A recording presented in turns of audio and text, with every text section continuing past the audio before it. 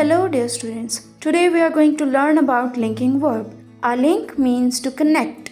A linking verb connects the subject with the rest of the sentence or with the information about the subject. The most common linking verbs are is, am, are, was, were, be, been, and there are other as well. Let's understand the linking verbs with examples. For example, Ali is happy. Here, is links Ali to happy. So, is a linking verb which is connecting the subject Ali to the information about the subject which is happy. Another example is the soup smells delicious. Here, the verb smells connects the soup with delicious, which means that it describes the soup.